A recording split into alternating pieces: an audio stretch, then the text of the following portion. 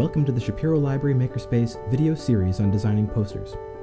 In these videos, we will talk about some best practices and tips for layout, visuals, and text that will help you create high-quality posters. Before we get started, it's important to know that whatever you design, your assignment and context takes precedence over the guidelines we're providing. These tips are based on what we've observed over years of printing at the Makerspace. For example, if you are creating a poster in PowerPoint, but do not adjust the slide size before you begin your work, when you attempt to print it at a larger size, it will appear pixelated and unprofessional. We offer pre-sized templates on the Poster Design Research Guide at libguides.snhu.edu/posterdesign.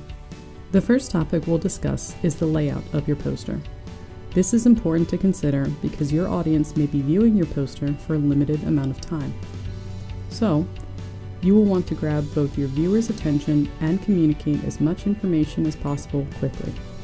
One way to do this is to take advantage of how your audience will naturally read a poster, often from left to right and top to bottom. The layout also helps you control the flow of information, how your audience moves through the content on your poster.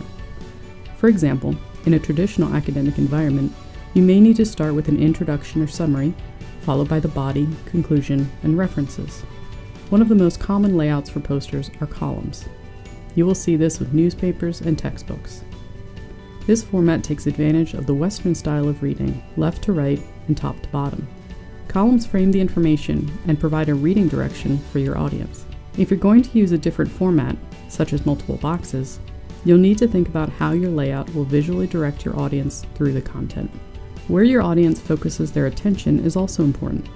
Research has shown that many people focus their attention in an F-shaped pattern.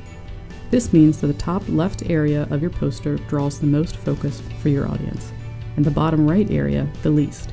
For example, many websites are set up to take advantage of the F-shape. In an academic environment, the top left area may be a good spot for an introduction, abstract, or other important or summative information. Visually pleasing posters draw audiences. A symmetrical design and balance of text and images will help. You don't need to make your poster perfectly symmetrical or balanced, but keep this in mind. During our next video, number 2, we'll discuss the visuals, how to find, resize, and use them effectively in posters.